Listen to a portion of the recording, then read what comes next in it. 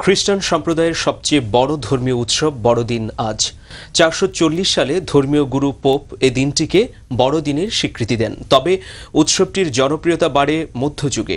এরপর থেকেই বিশ্বের অধিকাংশ দেশে ম্যারি ক্রিসমাস ডে হিসেবে পালিত হয় দিনটি। শিবলি চৌধুরী কায়েসের রিপোর্ট, ক্যামেরায় ছিলেন ফখরুল ইসলাম।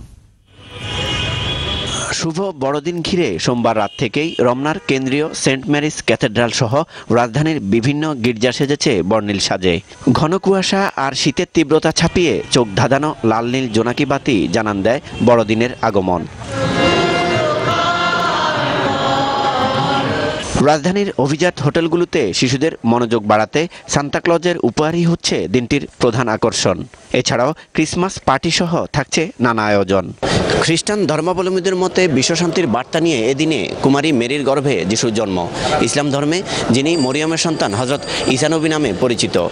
আর এই বড়দিনকে ঘিরে নানা আয়োজন এবং দেশ ও জাতির কল্যাণে প্রার্থনায় মগ্ন থাকেন খ্রিস্ট ধর্মের অনুসারীরা। বিভিন্ন রকম গিফট দিচ্ছে, চকলেট থাকছে, বিভিন্ন রকম থাকছে, ওরা আমার সাথে ঘুরছে। এ নিয়ে একটা আনন্দ আজকে সারাটা দিন কেটে গেল আমাদের। বলা চলে যে হোল ইয়ার আমরা ওয়েট করছি এই স্পেশাল দিনটার জন্য। প্রার্থনা গিয়েছো? যাবো।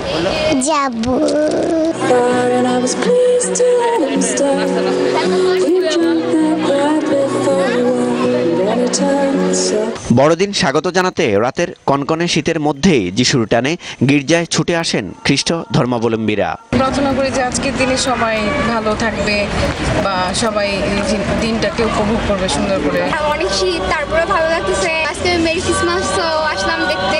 এ উপলক্ষে রাজধানীর বিভিন্ন চার্চে আয়োজন করা হয় বিশেষ প্রার্থনার।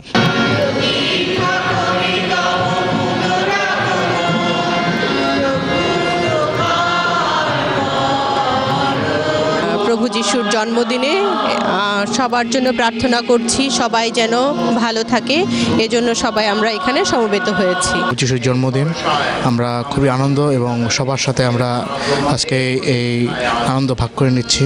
প্রতি বছর যিশুর জন্মদিন হিসেবে পালিত হয় 25শে ডিসেম্বর।